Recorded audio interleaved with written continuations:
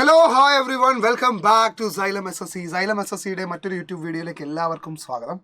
അപ്പോൾ 2026 CGL-നോടനുബന്ധിച്ച് ഇംഗ്ലീഷുമായി ബന്ധപ്പെട്ട കുറച്ച് കാര്യങ്ങൾ പറയാൻ വേണ്ടിയിട്ടാണ് ഈ ഒരു വീഡിയോ ചെയ്യുന്നത്. ആക്ച്വലി നമുക്കറിയാം, സെക്ഷണൽ ടൈമർ വന്നിട്ടുണ്ട്. ഇംഗ്ലീഷിനും മാത്സിനും GK-ക്കും റീസണിങ്ങും ഓരോ ടോപ്പിക്കിനും 15 മിനിറ്റ് വീതമാണ് ഈ ഒരു കൊല്ലത്തെ എക്സാമിന് CGL പരീക്ഷയ്ക്ക് നിങ്ങൾക്ക് കിട്ടാൻ പോകുന്നത്. അപ്പോൾ ഇതിനകത്ത് ഇംഗ്ലീഷിൻ്റെ കേസ് സ്വാഭാവികമായിട്ട് 15 മിനിറ്റാണ്. ആ 15 മിനിറ്റ് കൊണ്ട് എങ്ങനെ എഫക്റ്റീവായിട്ട് നമുക്ക് ഇംഗ്ലീഷ് ചെയ്യാമെന്നുള്ളതായിരിക്കും ഈ ഒരു വീഡിയോയിലൂടെ പറയാൻ പോകുന്നത്. അതിന് എന്തൊക്കെ ട്രിക്സ് നിങ്ങൾക്ക് ഉപയോഗിക്കാൻ പറ്റും, എന്തെല്ലാം കാര്യങ്ങളാണ് നിങ്ങൾ ശ്രദ്ധിക്കേണ്ടത് പരീക്ഷ എഴുതാൻ പോകുന്ന സമയത്ത്, അല്ലെങ്കിൽ ഇംഗ്ലീഷിൻ്റെ ആ ഒരു സെക്ഷൻ അറ്റംപ്റ്റ് ചെയ്യുന്ന സമയത്ത് എന്തൊക്കെ കാര്യങ്ങൾ ശ്രദ്ധിക്കണമെന്നാണ് ഈ ഒരു വീഡിയോയിലൂടെ പറയാൻ ഉദ്ദേശിക്കുന്നത്. അപ്പോൾ ഒട്ടും സമയം കളയാതെ തന്നെ നമുക്ക് എന്ത് ചെയ്യാം, വീഡിയോയിലേക്ക് പോകാം. അപ്പോൾ നമ്മുടെ റിയാലിറ്റി അത് അക്സെപ്റ്റ് ചെയ്തേ പറ്റൂ. ഇനിയുള്ള പരീക്ഷകളിൽ എന്താണ് SSC പുതിയൊരു മാറ്റം കൊണ്ടുവരുന്നത് വരെ നമ്മൾ ഈ ഒരു റിയാലിറ്റി അക്സെപ്റ്റ് ചെയ്തേ പറ്റൂ. അപ്പോൾ 15 മിനിറ്റാണ്, 15 മിനിറ്റ്സ് ഫോർ 25 ക്വസ്റ്റ്യൻസ് എന്നുള്ളതാണ് ഇവിടെ നമ്മൾ മനസ്സിലാക്കേണ്ട കാര്യം. അങ്ങനെ നമ്മൾ ഡിവൈഡ് ചെയ്ത സമയത്ത് ഓരോ ചോദ്യങ്ങൾക്ക് 36 സെക്കൻഡ് ആയിരിക്കും നിങ്ങൾക്ക് ലഭിക്കാൻ പോകുന്നത്. ആൻഡ് അക്യുറസിയാണ് ഇവിടെ കാര്യമായിട്ട് നമുക്ക് വേണ്ടത്. ഓവർ വോളിയം, എത്രത്തോളം ചോദ്യങ്ങളുടെ എണ്ണമല്ല. നിങ്ങളിപ്പോൾ 25 കുത്തുന്നതിനേക്കാൾ പ്രാധാന്യം എന്താണെന്ന് ചോദിച്ചാൽ 20ഓളം പെർഫെക്റ്റ് ആയിട്ടുള്ള ആൻസേഴ്സ് നൽകാൻ പറ്റുക എന്നുള്ളത് തന്നെയാണ്. ചിലപ്പോൾ 25 കുത്തിയവൻ 5 ചോദ്യങ്ങൾ നെഗറ്റീവ് അടിച്ചിട്ടുണ്ടാവാം. അതിലും വേണ്ടത് നിങ്ങൾക്ക് 20ഓളം ചോദ്യങ്ങളാണ് അറ്റംപ്റ്റ് ചെയ്യാൻ പറ്റുന്നതെങ്കിലും അത് ആക്യുറേറ്റ് ആയിരിക്കുക എന്നുള്ളതാണ്. ഇപ്പോൾ നെഗറ്റീവ് എപ്പോഴും നമുക്ക് പ്രശ്നമാണ്. കുത്തണം എന്ന് തോന്നും, പക്ഷേ അത്രയും ഉറപ്പായിട്ടുള്ള ചോദ്യങ്ങൾ മാത്രമേ പഠിച്ച ഒരാൾ അറ്റൻഡ് ചെയ്യാൻ പാടുള്ളൂ. ഇതാണ് നമുക്ക് എപ്പോഴും ശ്രദ്ധയിൽ വെക്കേണ്ട ഒരു കാര്യം. അപ്പോൾ നോക്കാം, നമുക്ക് ടൈമിൻ്റെ എങ്ങനെയാണ് ടൈം ഡിവൈഡ് ചെയ്യുന്നത്, ടൈം ബഡ്ജറ്റ് നോക്കാം നമുക്ക്.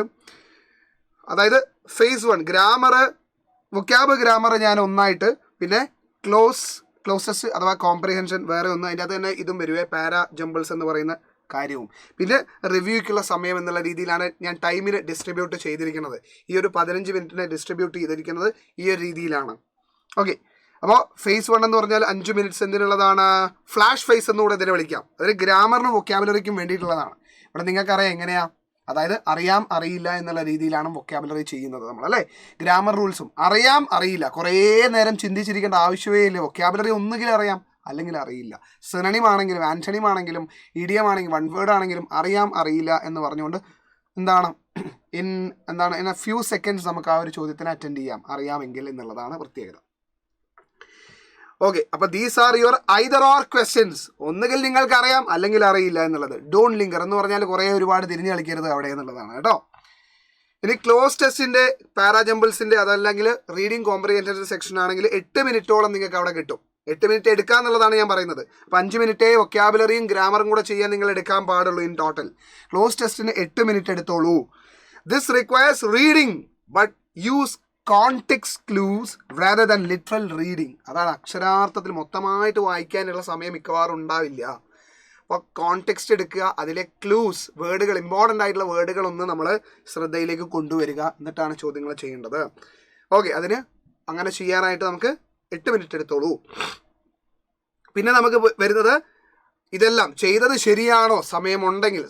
സത്യം പറഞ്ഞാൽ ഇത് ഭയങ്കര പ്രാധാന്യം അർഹിക്കുന്ന ഒരു കാര്യമാണ്. നമ്മൾ കുത്തിയതെല്ലാം കറക്റ്റ് അല്ലേ, നമ്മൾ അറിയുന്ന ചോദ്യങ്ങളൊന്നും വിട്ടിട്ടില്ലല്ലോ എന്ന് നോക്കാൻ വേണ്ടി അവസാനത്തെ ഒരു 2 മിനിറ്റ് വെക്കണം എപ്പോഴും.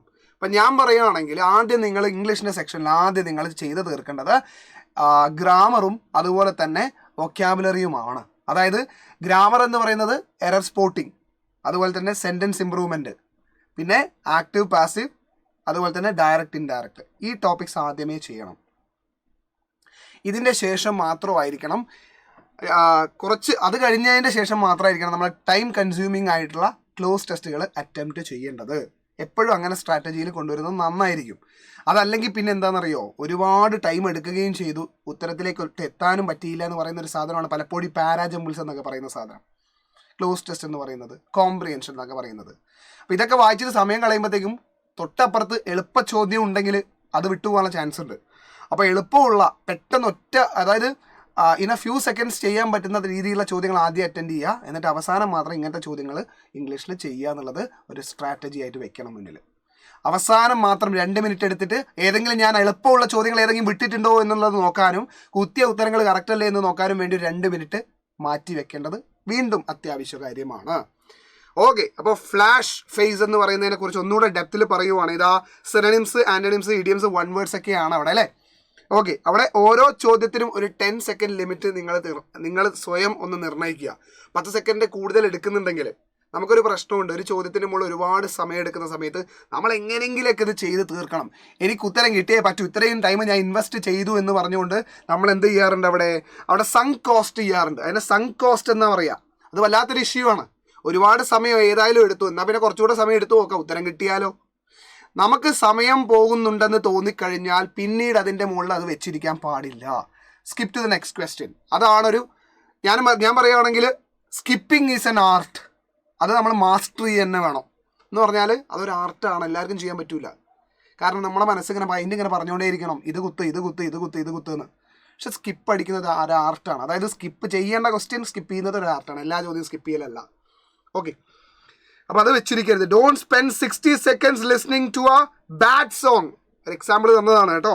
Just because you feel like you should be able to solve it അല്ലേ. അതായത് ഒരു പൊട്ട പാട്ട് കേട്ടിട്ട് എന്താണ് 60 സെക്കൻഡോളം കാത്തിരുന്നിട്ട് അതിൻ്റെ അത് നല്ല ലൈൻ ഇനി വരെയായിരിക്കും എന്ന് വിചാരിച്ച് കാത്തിരിക്കരുത്. നമ്മൾ പാട്ട് കേൾക്കുമ്പോൾ ആദ്യത്തെ 10 സെക്കൻഡ് കൊണ്ട് തന്നെ നമ്മൾ എന്ത് ചെയ്യാറുണ്ട്, ഇതെൻ്റെ ടേസ്റ്റിനുള്ളതാണ്, ഇതെൻ്റെ ടേസ്റ്റിനല്ല എന്ന് പറഞ്ഞ് പോകാറുണ്ട്. നമ്മൾ ഒരുപാട് ടൈം സ്പെൻഡ് ചെയ്യുമോ? ഇല്ല. 1 മിനിറ്റും 2 മിനിറ്റും കേട്ടിരിക്കുകയോ പൊട്ട പാട്ടുകൾ, നമുക്ക് ഇഷ്ടമില്ലാത്ത പാട്ടുകൾ? ഇല്ല. അതുപോലെ തന്നെയായിരിക്കണം ചോദ്യങ്ങളും. ഒരുപാട് ടൈം കൺസ്യൂമിംഗ് ആയിട്ടുള്ള ചോദ്യത്തിന് നമ്മൾ വീണ്ടും ഇരിക്കരുത്, സങ്ക് കോസ്റ്റ് ചെയ്യരുത് എന്നുള്ളതാണ്. 5 സെക്കൻഡ് റൂൾ നോക്കൂ. Read the question. പിന്നെ എന്ത് ചെയ്യണം? If your brain doesn't vibe with the answer, if the grammar rule or the vocabulary meaning doesn't instantly click, do not force it. മക്കളെ, നിങ്ങളൊരു ചോദ്യം വായിച്ചു, നിങ്ങളൊരു വേർഡ് വായിച്ചു, നിങ്ങളുടെ മനസ്സിലേക്ക് അതിൻ്റെ സിനണിംസ് ഒന്നും വരുന്നില്ല, ഇതിൻ്റെ അർത്ഥം ഒന്നും വരുന്നില്ല, ബ്ലാങ്ക് ആണ്, ഇന്ന് വരെ കേട്ടിട്ടില്ല എങ്കിൽ നിങ്ങൾ റിസ്ക് എടുക്കാൻ പോകരുത് എന്നുള്ളതാണ് പറഞ്ഞു വരുന്നത്. ഇനിയിപ്പോൾ ഒരു സിനണിം ചോദിച്ചു, അതിനകത്ത് 4 ഓപ്ഷൻസ് തന്നു, 3 എണ്ണം ഒരേ മീനിങ്ങും 1 എണ്ണം വേറെ ഒരു അർത്ഥവും. നോക്കൂ, നിങ്ങളോട് ഒരു വേർഡ് ചോദിച്ചു, ഒരു സിനണിം ചോദിച്ചു. ആ സിനണിം നിങ്ങൾക്ക് അറിയില്ല, ആ വേർഡ് അറിയാത്തതാണ്, ഒരു അറിയാത്ത വേർഡിൻ്റെ സിനണിമാണ് ചോദിച്ചത്. പക്ഷെ അറിയില്ലെങ്കിൽ പോലും 3 എണ്ണം ഒരേ മീനിങ്, 4ാമത്തത് വേറൊരു മീനിങ്. അപ്പം 3 എണ്ണം കൂടി ഒരുമിച്ച് ആൻസർ വരില്ല എന്നുള്ളത് നിങ്ങൾക്ക് കൺക്ലൂഡ് ചെയ്തൂടെ? ആ 4ാമത്തെ ഓഡ് വണ്ണ് ഒരു 90% ഉത്തരമായിട്ട് വരാനുള്ള സാധ്യതയുണ്ട്. അതൊരു സാധ്യതയാണ്. എലിമിനേഷൻ മെത്തേഡിലൂടെ അങ്ങനെ ഉത്തരം കണ്ടെത്താം. എന്ന് വെച്ചിട്ട് അറിയാത്ത വേർഡാണെന്നും കരുതി 1.5 മിനിറ്റ് ഒരു വേർഡിൻ്റെ മുകളിൽ നോക്കി ഇങ്ങനെ എവിടെയൊക്കെ ഞാൻ ഈ വേർഡ് കേട്ടിട്ടുണ്ട് എന്നുള്ളത് ആലോചിച്ച് സമയം വല്ലാതെ കളയുകയും ചെയ്യരുത്. എലിമിനേഷൻ മെത്തേഡ് യൂസ് ചെയ്യാം. ഞാനിപ്പോൾ പറഞ്ഞ ട്രിക്ക് സിനണിമിനും ആന്റണിമിനും ബാധകമാണ്. ഇതൊക്കെ ചെയ്യാവുന്ന കാര്യമാണ് കേട്ടോ. ഓക്കെ, അപ്പോൾ നമുക്ക് ഒരു ഗ്രാമർ റൂളും ഇതുപോലെ തന്നെയാണ്. ഒരു ചോദ്യം കേട്ടിട്ട് അയ്യോ ഇതിൽ എനിക്ക് ഒരു ഐഡിയയും കിട്ടുന്നില്ല, താളത്തിനനുസരിച്ച് കുത്തുക എന്നുള്ള പരിപാടി ഒഴിവാക്കേണ്ടതുമാണ്. അപ്പം നിങ്ങൾക്ക് ഇങ്ങനത്തെ ഒരു റൂൾ നിങ്ങൾ കണ്ടിട്ടേ ഇല്ലെങ്കിൽ ആദ്യത്തെ 5-10 സെക്കൻഡുള്ളിൽ നിങ്ങളുടെ മനസ്സിലേക്ക് ഉത്തരം വരുന്നില്ലെങ്കിൽ പിന്നീട് ലേറ്റർ സ്റ്റേജിൽ വരൂല. അതുകൊണ്ട് നിങ്ങൾ എന്ത് ചെയ്യണം? സ്കിപ്പ് ചെയ്യണം. ടൈം വേസ്റ്റ് ചെയ്യരുത് അവിടെ. ആദ്യത്തെ 5-10 സെക്കൻഡിനുള്ളിൽ ഉത്തരം വന്നില്ലെങ്കിൽ പിന്നെ വരില്ല എന്നുള്ളത് കാര്യം മനസ്സിലാക്കണം. സ്കിപ്പ് ചെയ്യണം. എലിമിനേഷൻ മെത്തേഡ് കൂടെ അപ്ലൈ ചെയ്യാൻ പറ്റുന്നുണ്ടോ നോക്കിയ ശേഷം സ്കിപ്പ് ചെയ്യുക കേട്ടോ. അപ്പോൾ ഇതാ ഒരു എക്സാമ്പിൾ ഇവിടെ സ്റ്റാൻഡേർഡ് ട്രാപ്പ് ടെക്നിക്കാണ്. Neither the manager nor the employees was aware of the new policy changes. മക്കളെ ഇവിടെ പെട്ടെന്ന് കാണണം. നൈദർ നോർ വെച്ചിട്ട് തെറ്റ് തരാറ് എപ്പോഴും എന്താ? നൈദർ നോർ വെച്ച് 2 സബ്ജക്റ്റുകളെ ക്ലബ് ചെയ്യുമ്പോൾ വേർബിനോട് അടുത്ത് കിടക്കുന്ന സബ്ജക്റ്റ് ആയിരിക്കും നമ്മുടെ യഥാർത്ഥ സബ്ജക്റ്റ്. വേർബിനോട് അടുത്ത് കിടക്കുന്ന നൗൺ അഥവാ സബ്ജക്റ്റ് ആയിരിക്കും നമ്മുടെ യഥാർത്ഥ സബ്ജക്റ്റ് എന്നുള്ള ട്രിക്ക് അറിയുന്നവൻ എന്ത് കിട്ടും? ഇവിടെ വാസ് അല്ല വേണ്ടത്, ഇവിടെ വേറാണെന്ന് ഞാൻ പറഞ്ഞ പോലെ ചുരുങ്ങിയ സെക്കൻഡ്സിൽ കിട്ടും. ഇതല്ല, ഇങ്ങനെ ഒരു റൂള് പഠിക്കാത്തവനാണെങ്കിൽ സ്കിപ്പ്. അല്ലാതെ ആ ചോദ്യം നോക്കിയിട്ട് ഒരു 1.5 മിനിറ്റ് അവിടെ ഇരുന്നാൽ ഒരു കാര്യമില്ല. അറിയുന്ന നിങ്ങൾ അടുത്ത ചോദ്യത്തിനുള്ള സമയം കൂടെ അവിടെ പോവുകയാണ് അല്ലേ. അപ്പോൾ എന്താണ്, എവിടെയാണ് തെറ്റെന്ന് ചോദിച്ചാൽ നിങ്ങൾ എന്ത് കുത്തും? സി ഓപ്ഷൻ കൊടുക്കണം അവിടെ ഉത്തരവായിട്ട് കേട്ടോ. ഇനിയോ സ്പോട്ട് ദെയറാണ്. ഇതിപ്പോൾ എന്താണ്? യെസ്, സ്പോട്ട് ദെയറിൽ തന്നെ മറ്റൊരു ചോദ്യം ഫിക്സഡ് പ്രപ്പോസിഷനുമായിട്ട് ബന്ധപ്പെട്ട ഒരു ചോദ്യമാണ്. Yes, she is very font with eating. നോക്കൂ, ഫോണ്ട് വിത്തല്ല, ഫോണ്ടിൻ്റെ കൂടെ ഓഫ് എന്നുള്ളത് വായിച്ച് ശീലമുള്ളവന് കിട്ടും. ഫോണ്ടിനെസ് എന്ന് പറഞ്ഞാൽ ഇഷ്ടമാണ്. Fond of, I am fond of movies, I am fond of cricket, football എന്നൊക്കെ കേട്ടിട്ടുണ്ടാവും. വായനാശീലം ഉള്ളവൻ അല്ലെങ്കിൽ ഗ്രാമർ റൂൾ പഠിച്ചിട്ടുള്ളവൻ ഫിക്സഡ് പ്രപ്പോസിഷൻ എന്നുള്ള സാധനം കണ്ടിട്ടുള്ള ആൾ. അപ്പോൾ തീർച്ചയായിട്ടും ഇൻ എ ഫ്യൂ സെക്കൻഡ്സ് ആണ് ഞാനിപ്പോൾ ഇത് സോൾവ് ചെയ്തത്. ആ ഉത്തരത്തിലേക്ക് എത്താൻ പറ്റുവാണെങ്കിൽ അറ്റംപ്റ്റ് ചെയ്യുക, അല്ലാതെ അറിയാത്ത ചോദ്യം അവിടെ വെച്ചിരിക്കരുത്. കേട്ടല്ലോ, അതൊരു ട്രിക്കാണ്. ഇനി ക്ലോസ് ടെസ്റ്റിൻ്റെ കാര്യമാണെങ്കിൽ എങ്ങനെയാണ് ക്ലോസ് ടെസ്റ്റിൻ്റെ ട്രിക്ക് എന്ന് വെച്ചാൽ എന്താണ്, നമ്മളിപ്പോൾ ഒരു കമ്പാരിസൺ നടത്തുവാണെങ്കിൽ, ഇപ്പോൾ ഫുട്ബോൾ വേൾഡ് കപ്പ് ഒക്കെ വരുവാണ്, ഈ മാസം വേൾഡ് കപ്പ് ആരംഭിക്കുവാണ്. യെസ്, അവിടെ ആ ഒരു ഫുട്ബോളുമായിട്ട് ബന്ധപ്പെടുത്തിയിട്ട് ക്ലോസ് ടെസ്റ്റിനെ പറയുവാണെങ്കിൽ എങ്ങനെയാണ് പറയുക? Don't hold on the ball for too long എന്ന് പറഞ്ഞാൽ ബോൾ ഹോൾഡ് ചെയ്ത് കുറേ നേരം വെച്ചാൽ നമ്മുടെ കാലിൽ നിന്ന് ആരെങ്കിലും ബോൾ കൊണ്ടുപോകും. നമ്മൾ എന്ത് ചെയ്യണം? നമ്മുടെ ഡ്രിബ്ലിംഗ് സ്കില്ലൊക്കെ വെച്ചിട്ട് മുമ്പോട്ടേക്ക് കൊണ്ടുപോകും. ഒപ്പം തന്നെ നമ്മൾ പാസ് ചെയ്യും കൂടെ വേണം. ബോൾ ഇങ്ങനെ കയ്യിൽ വെച്ചിരിക്കരുത്. ക്വസ്റ്റ്യൻ നമ്മുടെ കയ്യിൽ തന്നെ വെച്ചിരിക്കരുത്. ക്വസ്റ്റ്യൻ അറിയില്ലെങ്കിൽ അടുത്തത്, ക്വസ്റ്റ്യൻ ചെയ്യുകയാണെങ്കിലും അറിയില്ലെങ്കിലും ഒക്കെ തൊട്ടടുത്ത ചോദ്യം അപ്പുറത്ത് ഉണ്ട് എന്നുള്ള ഓർമ്മ വേണം കേട്ടോ. In football a great midfielder doesn't dribble past every player. എല്ലാ പ്ലേയേഴ്സിനും ഡ്രിബിൾ ചെയ്ത് കൊണ്ടുപോകാൻ ശ്രമിക്കരുത്, അത് അപകടത്തിലെത്തി എത്തിക്കും അല്ലേ. They make A quick pass. അപ്പം ഡ്രിബിളൊക്കെ ചെയ്തോളൂ 1-2 പ്ലേയേഴ്സിനെ മാത്രം. അതിൻ്റെ ശേഷം എന്ത് ചെയ്യണം? അതുപോലെ 1-2 സെക്കൻഡ് എടുത്തോളൂ, അതിന് ശേഷം നിങ്ങൾ പാസ് ചെയ്യണം. ബോൾ പാസ് ചെയ്യുന്ന പോലെ എന്ത് ചെയ്യണം? ചോദ്യം പാസ് ചെയ്യണം. അറിയില്ലെങ്കിൽ പാസ് ചെയ്യണം, അറിഞ്ഞാൽ കുത്തുക, അടുത്ത ചോദ്യത്തിലേക്ക് പോവുക. ഓക്കെ, അതുപോലെ തന്നെ when you see a blank don't look at the whole paragraph. നിങ്ങളൊരു ബ്ലാങ്ക് സ്പേസ് ഒരു പാരഗ്രാഫിൽ കാണുന്ന സമയത്ത് അല്ലേ, ഒരു പാസേജിൽ ബ്ലാങ്ക് സ്പേസ് കാണുന്ന സമയത്ത് മുഴുവനായിട്ട് ആ പാസേജ് വായിക്കാൻ പോകരുത്. അത് ടൈം കൺസ്യൂമിംഗ് ആണ്. വീണ്ടും ഒരു ഹോൾ പാസേജ് കാണുന്ന സമയത്ത് ഹോൾ പാസേജ് വായിക്കാൻ നിൽക്കരുത് കംപ്ലീറ്റ് ആയിട്ട്. അതിന് മുന്നിലും പിന്നിലുള്ള വേർഡുകളെ ഒന്ന് ശ്രദ്ധിക്കണം. നമ്മളിപ്പോൾ ഫുട്ബോളിൽ പാസ് ഇട്ട് കൊടുക്കുക എങ്ങനെയാണ് പാസ് ഇട്ട് കൊടുക്കുക? ബോള് നമ്മൾ തൊട്ടടുത്തുള്ള ആളാണ്, എത്രയോ ദൂരെയുള്ള ആളിലേക്ക് പാസ് ഇട്ട് കൊടുക്കുന്നതിനേക്കാൾ സേഫ് എന്താണെന്ന് ചോദിച്ചാൽ തൊട്ടടുത്തുള്ള ആൾക്ക് പാസ് ചെയ്ത് കൊടുക്കുന്നതാണ്. അപ്പോൾ നമ്മൾ എന്ത് ചെയ്യണം? തൊട്ടടുത്തുള്ള ആൾക്കാർ നോക്കണം, ആരൊക്കെയാണ് തൊട്ടടുത്തുള്ള ആൾക്കാരെന്ന്. അതുപോലെ തന്നെയാണ് ക്ലോസ് ടെസ്റ്റിലും തൊട്ടടുത്ത് ആരൊക്കെയാണ് നിൽക്കുന്നതെന്ന് നോക്കിയിട്ട് വേണം ഉത്തരത്തിലേക്ക് എത്താൻ വേണ്ടിയിട്ട് അല്ലേ. Look at the teammate closest to it, the words immediately before and after. Cloze ടെസ്റ്റിൻ്റെ കാര്യമാണ്. പാസേജിൽ ക്ലോസ് ടെസ്റ്റ് തരുന്ന സമയത്ത്, അതായത് ഒരു പാസേജിൽ ചില വേർഡുകൾ എടുത്ത് കളയുന്ന പരിപാടിയാണ് ക്ലോസ് ടെസ്റ്റ്. അവിടെ നമ്മൾ ഫില്ല് ചെയ്യണം. ഒരു പാസേജിൽ കുറേ വേർഡുകൾ എടുത്ത് കളഞ്ഞിട്ടുണ്ടാവും, അവിടെ നിങ്ങൾക്ക് ഫില്ല് ചെയ്യേണ്ടി വരും. അപ്പോൾ തൊട്ടടുത്ത വേർഡുകളെയാണ് നോക്കേണ്ടത്. ഹോൾ പാരഗ്രാഫ് വായിക്കാനുള്ള സമയം ചിലപ്പോൾ ഉണ്ടാവില്ല നമുക്ക് അല്ലേ. Use them to pass the answer into the blank. അപ്പോൾ തൊട്ടടുത്തുള്ള രണ്ടടുത്ത ആൾക്കാരെയും നോക്കണം, ബ്ലാങ്ക് സ്പേസിൻ്റെ അപ്പുറത്തും ഇപ്പുറത്തും. എന്നിട്ട് വേണം ആൻസർ ഇങ്ങോട്ടേക്ക് ഇടാൻ വേണ്ടിയിട്ട് അല്ലേ. If the teammates don't give you the answer pass to the next question. അതായത് ടീം മേറ്റ്സ് എന്ന് പറഞ്ഞാൽ മുന്നിലും പിന്നിലുള്ള വേർഡുകൾ, അതാണ് ടീം മേറ്റ്സ്. അവരെന്ത് ചെയ്യുന്നില്ല, അവർ ഒരു ക്ലൂവും തരുന്നില്ല എങ്കിൽ നിങ്ങൾ എന്ത് ചെയ്യുക? അവിടെ ഫില്ല് ചെയ്യാൻ നിൽക്കണ്ട, നിങ്ങൾ വേഗം അടുത്ത ചോദ്യത്തിലേക്ക് പോവാം. അതാണ് പറഞ്ഞത്. ഡോണ്ട് ഹോക്ക് ദ ബോൾ കേട്ടോ. അതായത് ഒരുപാട് നമ്മൾ ബോളും പിടിച്ചിരിക്കരുത് എന്ന്. ഓക്കെ, ഇവിടെ ഒരു എക്സാമ്പിൾ സെൻറ്റൻസ് ഞാൻ തന്നിട്ടുണ്ട്. എക്സാമ്പിൾ ആയിട്ടുള്ള പാസേജ് ആണ്. ഞാനിത് കംപ്ലീറ്റ് വായിക്കാൻ പോയ എൻ്റെ സമയം മുഴുവൻ അപഹരിക്കപ്പെടുന്ന എനിക്ക് ഉറപ്പാണ്. പക്ഷെ നമുക്കൊരു ടെൻഡൻസി ഉണ്ട് കംപ്ലീറ്റ് ആയിട്ട് വായിച്ചു നോക്കാനുള്ളത്. ആദ്യം ചോദ്യം നോക്കുക അല്ലേ. എന്താണ്? Which word best fits the blank. ഇവിടെ ഇപ്പോൾ ബ്ലാങ്ക് നമുക്ക് സാധാരണ ബ്ലാങ്ക് ABC എന്നൊക്കെ പറഞ്ഞിട്ടാണ് തരിക, അല്ലെങ്കിൽ 1, 2, 3 എന്നൊക്കെ പറഞ്ഞാൽ തരിക. ഇവിടെ ഇപ്പോൾ സാധാരണ പരീക്ഷയ്ക്ക് എന്തുണ്ടാവും? 1 ഒരു നമ്പർ ഉണ്ടാവും. അപ്പോൾ which word fits the blank 1 എന്ന് പറഞ്ഞ പരീക്ഷയ്ക്ക് തരിക. ഇപ്പോൾ രണ്ടാമത്തെ ആകുമ്പോൾ 2 എന്ന് പറഞ്ഞാൽ അങ്ങനെ തരും. അപ്പോൾ ഇവിടെ 1 ആയിട്ട് ഞാൻ എടുക്കുകയാണെങ്കിൽ ഞാൻ എന്താ നോക്കുക എന്നറിയോ?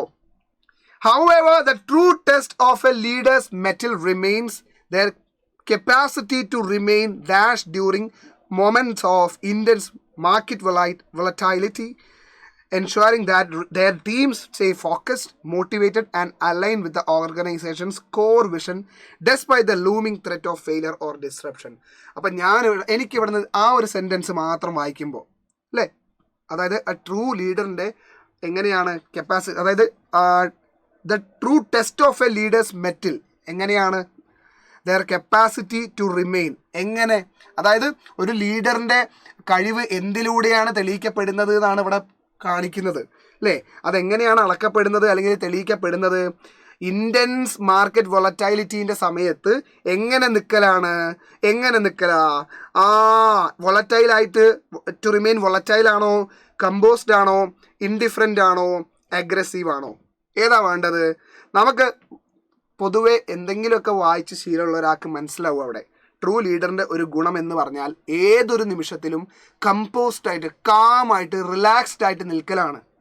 അല്ലാതെ വൊളറ്റൈലായിട്ടോ ഇൻഡിഫറൻ്റ് ആയിട്ടോ അല്ലെങ്കിൽ അഗ്രസീവായിട്ടോ നിൽക്കലല്ല അല്ലേ. അപ്പോൾ നമുക്ക് എന്താ വേണ്ടത്? കമ്പോസ്ഡ് എന്നുള്ള വേർഡാണ് അവിടെ കിട്ടുക എന്നുള്ളത് മനസ്സിലായി. അല്ലാതെ ഞാനിവിടെ എന്ത് ചെയ്യുന്നില്ല, കംപ്ലീറ്റ് പാസേജ് വായിക്കാൻ പോയിട്ടില്ല. മനസ്സിലായില്ലേ? ഇപ്പോൾ സമയം ഞാൻ ലാഭിച്ചില്ലേ? അപ്പോൾ വേർഡുകളുടെ ജസ്റ്റ് അർത്ഥം കൂടെ നോക്കണം നമ്മൾ. വോളറ്റൈൽ എന്ന് പറഞ്ഞാൽ ലൈക്ലി ടു ചേഞ്ച് എന്നാണ്. എപ്പോഴും ചേഞ്ചിന് വിധേയമായിക്കൊണ്ടിരിക്കുന്ന എന്നുള്ള രീതിയിൽ ചേഞ്ച് ആവാൻ സാധ്യതയുള്ള എന്നാണ്. കമ്പോസ്ഡ് എന്ന് പറഞ്ഞാൽ കൂൾ, കാം, റിലാക്സ്ഡ് എന്നാണ് അർത്ഥം. അതായത് under his feelings will be under control. Okay. Indifferent എന്ന് പറഞ്ഞാൽ എന്ന് പറഞ്ഞാൽ അൺകൺസേൺഡ് എന്നൊക്കെ പറയില്ല, അതാണ് സാധനം കേട്ടോ. Having no particular interest or സിമ്പതിയോ ഇൻട്രസ്റ്റോ ഒന്നും ഇല്ലാത്ത, അൺകൺസേൺഡ് ആയിട്ടുള്ളത്. ഇനി അഗ്രസീവ് എന്ന് പറഞ്ഞാൽ എന്താ? ആരെയും തല്ലാൻ പോകുന്ന രീതിയിലുള്ള, അതാണ് അഗ്രസീവ് എന്ന് പറഞ്ഞാൽ. ലൈക്ലി ടു അറ്റാക്ക് അല്ലെങ്കിൽ ready or likely to attack എന്നുള്ളതാണ്. അപ്പോൾ ഇത് വായിച്ചാൽ തന്നെ കിട്ടും. നമ്മൾ ജസ്റ്റ് ഒരു ഓപ്ഷനിലൂടെ കണ്ണോടിച്ചാൽ കിട്ടും. വായന, ഞാൻ ഇപ്പോഴും പറയാറുള്ളൂ, വായന വേണം പാരലലി എന്നുള്ളത്. എല്ലാ ടോപ്പിക്സിൻ്റെ മുകളിലും ചെറിയൊരു വായന ഉണ്ടെങ്കിൽ ഇങ്ങനത്തെ ചോദ്യങ്ങൾ സുഖമായിട്ട് സുന്ദരമായിട്ട് എളുപ്പം ചെയ്യാൻ പറ്റും. അപ്പോൾ നമ്മളൊക്കെ എത്ര സെക്കൻഡ്സ് കൊണ്ടാണ് ഇത് ചോദ്യം ചെയ്യുന്നത് ഇപ്പോൾ അല്ലേ? വായിക്കുമ്പോൾ നിങ്ങൾക്ക് തന്നെ ഒരു പക്ഷേ കിട്ടിയിട്ടുണ്ടാവും. എൻ്റെ കൂടെ തന്നെ വായിച്ചപ്പോൾ കിട്ടിയിട്ടുണ്ടാവും നിങ്ങൾക്കും.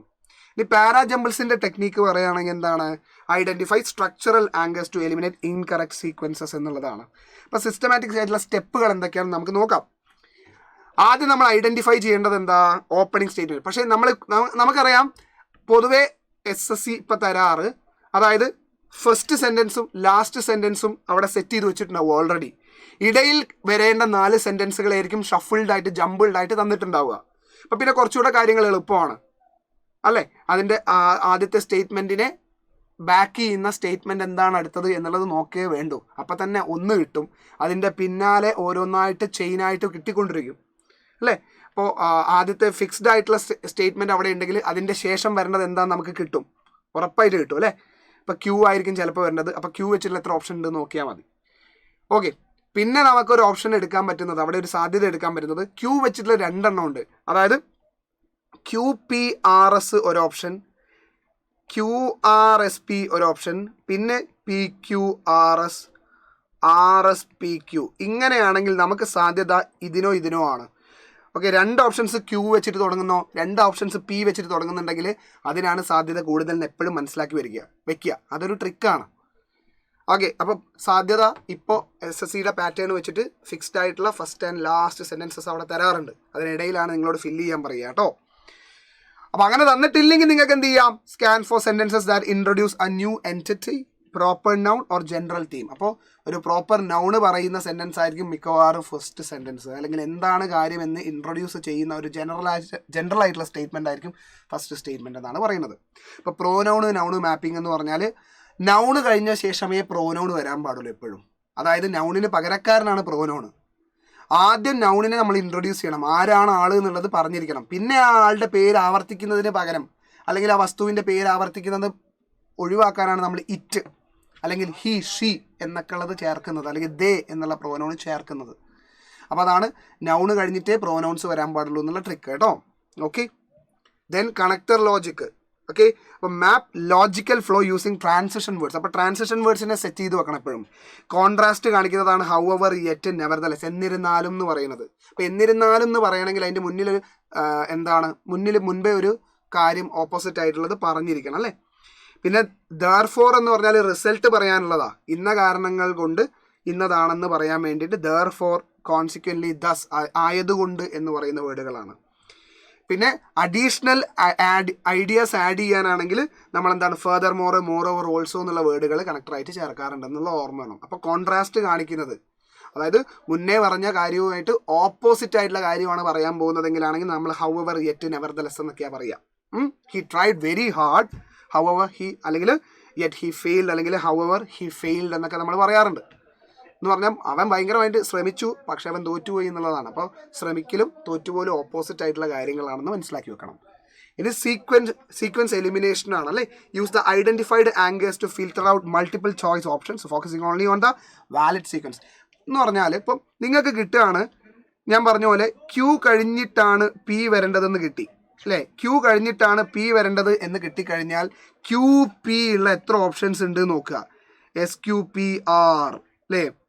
പിന്നെ ബാക്കിയെല്ലാം SRPQ എന്നായിരിക്കും ചിലപ്പോൾ. ബാക്കിയൊക്കെ ഓപ്ഷനൊക്കെ എന്താ ഇതിൻ്റെ കൂടെ അങ്ങോട്ട് എലിമിനേറ്റ് ചെയ്ത് കളയാം. Q കഴിഞ്ഞിട്ടാണ് P എന്ന് നിങ്ങൾക്ക് കിട്ടിക്കഴിഞ്ഞാൽ ഏതെങ്കിലും ഒരു അതായത് കണക്റ്റഡ് ആയിട്ടുള്ള ഒരു ഭാഗം നിങ്ങൾക്ക് കിട്ടിക്കഴിഞ്ഞാൽ തന്നെ നിങ്ങളുടെ ജോലി പെട്ടെന്ന് കഴിയും.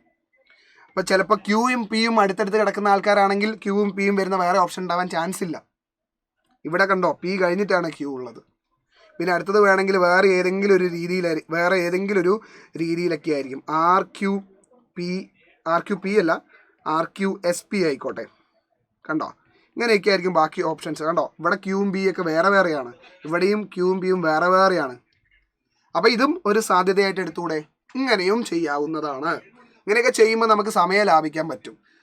ഓക്കെ, അപ്പോൾ ഇങ്ങനെയാണ് നമ്മൾ പാരാജമ്പിൾസ് സോൾവ് ചെയ്യേണ്ടത്. സത്യം പറഞ്ഞാൽ എപ്പോഴും ഞാൻ പറയുകയാണ്, എന്ത് ചെയ്യരുത്, ഒരുപാട് സമയം ഒരു ചോദ്യത്തിൻ്റെ മുകളിൽ എടുക്കരുത്. ആ ചോദ്യം എങ്ങനെയെങ്കിലും ക്രാക്ക് ചെയ്യണം എന്ന് പറഞ്ഞു ടൈം കൺസ്യൂമിങ് ആണെന്ന് തോന്നിക്കഴിഞ്ഞാൽ സ്കിപ്പ് ദാറ്റ് ക്വസ്റ്റ്യൻ.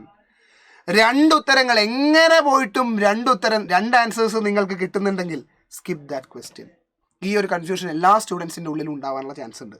അപ്പോൾ അവിടെ സ്കിപ്പ് ചെയ്യാനുള്ള മനസ്സ് കാണിക്കുക എന്നുള്ളതാണ്.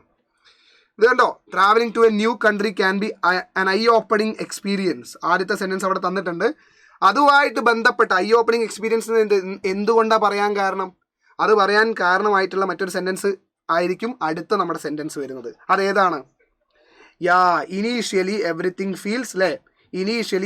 Feels exciting and full of possibilities. അതിനാണ് ഇനി വരാൻ ചാൻസ് ഉള്ളത് അല്ലേ? എന്നിരുന്നാൽ ഇനി വരേണ്ടത് അതിൻ്റെ ഓപ്പോസിറ്റ് ആയിട്ടുള്ള ഐഡിയാസാണ്. പ്രശ്നങ്ങളാണ് ഇവിടെയും എല്ലായിടത്തും പറയുന്നതെല്ലാം. അപ്പോൾ ആ പ്രശ്നങ്ങളിലേക്കൊരു സ്വിച്ച്, ഒരു ട്രാൻസിഷൻ വരണമെങ്കിൽ ആ ട്രാൻസിഷൻ വേർഡ് ഇവിടെ വരണം. എന്നിരുന്നാലും അല്ലേ, നല്ലതാണ് യാത്രകൾ, കുറേ കാര്യങ്ങൾ നമുക്ക് തുറന്ന് കാണിച്ചു തരും എന്ന് പറഞ്ഞ് എന്നിരുന്നാലും അല്ലേ, നല്ല കാര്യങ്ങളൊക്കെ ഉണ്ട്. എന്നിരുന്നാലും എന്ന് പറയുന്നത് എവിടെയാ? 6ലാണ്. അപ്പോൾ Q കഴിഞ്ഞ് 6 വരണം. ദെൻ വരുന്നു ഏത്? However once the initial thrill fades you start to face daily challenges. ആ ചലഞ്ചസ് എന്തൊക്കെയാണെന്ന് എവിടെയാണ് പറയണത്? 1S പറയുന്നത്. Navigating public transport for instance becomes real test of patience എന്ന് പറയുന്നു. പിന്നെ അതിൻ്റെ യു മൈറ്റ് ഓൾസോ എന്നുള്ള വേർഡ് കാണുമ്പോൾ മനസ്സിലാക്കുക നിങ്ങൾക്ക് അതും കൂടെ പ്രശ്നം ഉണ്ടാവും എന്ന് പറയുമ്പോൾ അതിൻ്റെ മുന്നേ ഒരു പ്രശ്നം ഉണ്ടായിരിക്കണം. ഓൾറെഡി പറഞ്ഞു. അപ്പോൾ പ്രശ്നം ഏതാ? ഇതൊരു പ്രശ്നമാണ്. അത് കൂടാതെ മറ്റൊരു പ്രശ്നവും എവിടെയാണ് പറയുന്നത്? അത് Pയിലാണ്. അപ്പോൾ QRSP എന്നുള്ളതാണ് ഓർഡർ എന്ന് നമുക്ക് മനസ്സിലായി. അപ്പോൾ ട്രാൻസിഷൻ വേർഡും കാര്യങ്ങളൊക്കെ വെച്ചിട്ട് തന്നെയാണ് നമ്മൾ ഇവിടെയും പിടിച്ചിരിക്കുന്നത്. കണ്ടോ, സെറ്റല്ലേ? അപ്പോൾ ദിസ് റിയലി വർക്ക്സ്.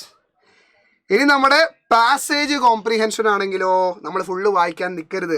ആദ്യം ചോദ്യം വായിക്കുക എന്നുള്ളതാണ്. പ്രീ റീഡിംഗ് ക്വരീസ് എന്ന് പറഞ്ഞാൽ read the 5 questions before reading the text to establish data points required. എന്തൊക്കെ ഡേറ്റയാണ് വേണ്ടതെന്ന് അറിയാൻ വേണ്ടിയിട്ട് എന്ത് ചെയ്യുക? ആദ്യത്തെ 5 ചോദ്യങ്ങൾ അങ്ങോട്ട് വായിച്ചു നോക്കുക. ആദ്യമേ 5 ചോദ്യം വായിച്ചു നോക്കുക. പാസേജ് കോംപ്രിഹെൻഷൻ എന്ന് പറഞ്ഞാൽ വലിയൊരു പാസേജ് തരുന്നു, 5 ചോദ്യങ്ങൾ അടിയിൽ അല്ലേ. കീവേഡ് സ്പോട്ടിംഗ്, അതായത് ന്യൂമറിക്കൽ വാല്യൂസ് ഉണ്ടെങ്കിൽ, യുണീക്ക് ടേംസ് ഉണ്ടെങ്കിൽ, പ്രോപ്പറായിട്ടുള്ള പേരുകൾ, കമ്പനീൻ്റെ പേരോ കമ്മിറ്റീൻ്റെ പേരോ ഒക്കെ ഉണ്ടെങ്കിൽ അതൊന്ന് അണ്ടർലൈൻ ചെയ്ത് വെക്കണം, അല്ലെങ്കിൽ മനസ്സിലൊന്ന് ശ്രദ്ധിച്ചിടണം അല്ലേ. Sectional scanning, locate those words in the passage, read the specific sentence containing the keyword to extract the answer. നമ്മുടെ ചോദ്യത്തിൽ തന്നിരിക്കുന്ന ആ വേർഡില്ലേ, ഒരു കീവേഡ് ഉണ്ടാവും. ചോദ്യത്തിലെ പ്രധാന ആ കീവേഡ് എവിടെയാണ് പാസേജിൽ നിന്ന് നമ്മൾ പെട്ടെന്നൊന്ന് സ്കാൻ ചെയ്ത് വിടുക. അവിടെ മാത്രം എടുത്തിട്ട് എന്ത് ചെയ്യുക? ഉത്തരം കണ്ടെത്തുക. അല്ലാതെ കംപ്ലീറ്റ് വായിച്ച് കളയരുത് സമയം എന്നുള്ളതാണ്. ഓക്കെ, ഇൻഫറൻസ് ചെക്കും ചെയ്യാവുന്നതാണ്. If A question is abstract റിലൈസ് only on the explicit evidence provided in the text, ignore external knowledge. അപ്പം ഞാൻ പറയുകയാണ്, കവി എങ്ങനെയാണോ, ഓതർ എങ്ങനെയാണോ എന്താണോ എഴുതിയിരിക്കുന്നത് അതിനനുസരിച്ചുള്ളതാവണം ഉത്തരം. അല്ലാതെ നിങ്ങളുടെ അനുമാനങ്ങളാവരുത് ഒരിക്കലും ഉത്തരം. ഓതർ എന്തു പറയുന്നു അതിനോട് സ്റ്റിക്ക് ഓൺ ചെയ്ത് നിൽക്കുക. അയാൾ ചിലപ്പോൾ തെറ്റായിട്ടുള്ള, വിരുദ്ധമായിട്ടുള്ള, നമ്മളെ വിശ്വാസത്തിനോട് വിരുദ്ധമായിട്ടുള്ള മറ്റൊരു കാര്യമായിരിക്കും പറയുന്നത്. പക്ഷെ അതിനോട് സ്റ്റിക്ക് ഓൺ ചെയ്ത് നിൽക്കുക എന്നുള്ളതാണ് നിങ്ങൾ അവിടെ കാണിക്കേണ്ടത്. നിങ്ങൾ അവിടെ ബുദ്ധി കാണിക്കേണ്ട സ്ഥലമല്ല, നിങ്ങളുടെ അഭിപ്രായം പറയേണ്ട സ്ഥലമല്ല പാസേജുകൾ.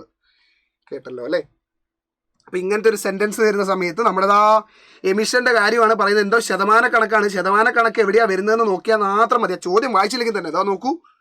What is the projected reduction in carbon emissions within the first 5 years? ഇവിടെ എവിടെയോ ശതമാനക്കണക്ക് പറയുന്നുണ്ട്. ഇതേ 25% ഇവിടെ മാത്രമേ പറയുന്നുള്ളൂ. അപ്പോൾ 25% നമ്മുടെ ഉത്തരം എന്ന് മനസ്സിലാക്കി. കണ്ടോ, അത് ഞാൻ ഫുള്ള് വായിച്ച് നോക്കാനേ നിന്നിട്ടില്ല. അവിടെ മാത്രമാണ് ശതമാനക്കണക്ക് പറയുന്നത് അല്ലേ. യെസ്. ഇനി നോക്കൂ, how many workers are targeted for the government's new skill development programme അല്ലേ. അവിടെ 15,000 25,000 എന്നൊക്കെ പറഞ്ഞ നമ്പർ എവിടെയാണുള്ളത്?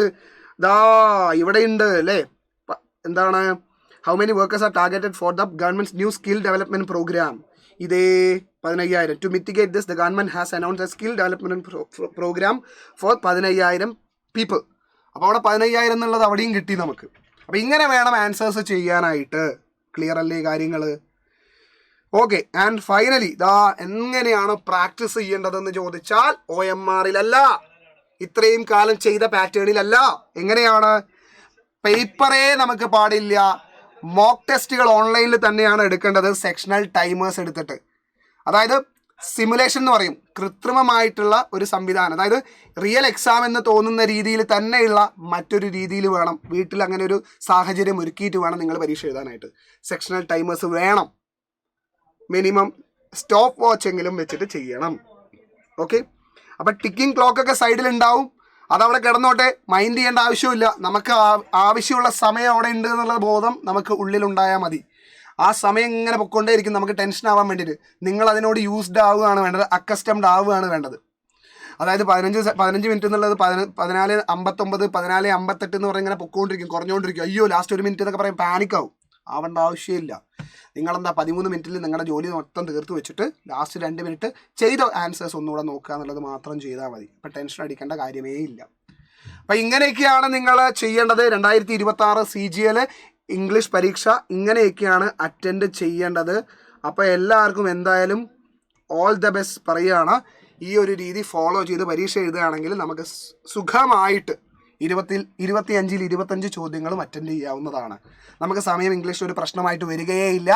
ഈ ഒരു രീതിയിലാണ് നിങ്ങൾ ഡിസ്ട്രിബ്യൂട്ട് ചെയ്യുന്നത്. 5 മിനിറ്റ് ഗ്രാമറിനും വൊക്കാബുലറിക്ക് എടുക്കാൻ പാടുള്ളൂ. അതുപോലെ തന്നെ 8 മിനിറ്റ് നിങ്ങൾ എന്തിനെടുത്തോളൂ, ക്ലോസ് ടെസ്റ്റിന്, പിന്നെ പാസേജ് കോംപ്രിഹെൻഷനും പാരാജമ്പിൾസിനും കൂടി എടുത്തോളൂ. ലാസ്റ്റ് 2 മിനിറ്റ് ചെയ്ത ആൻസേഴ്സ് നോക്കാൻ വേണ്ടി എടുക്കാം, അല്ലെങ്കിൽ ഏതെങ്കിലും ചോദ്യങ്ങൾ വിട്ടുപോയിട്ടുണ്ടോ എന്നുള്ളത് നോക്കാനും എടുക്കാം. ഓക്കെ. അപ്പോൾ എല്ലാവർക്കും ഓൾ ദ ബെസ്റ്റ് നേരെയാണ്. ഈ ഒരു സ്ട്രാറ്റജി നിങ്ങൾക്ക് എങ്ങനെ ഉണ്ടായിരുന്നു എന്നുള്ളതും നിങ്ങൾ കമൻ്റായിട്ട് അറിയിക്കുക. അപ്പോൾ ഒരിക്കൽ കൂടെ ഓൾ ദ ബെസ്റ്റ്. വീണ്ടും കാണാം. Till then bye. Signing off. By.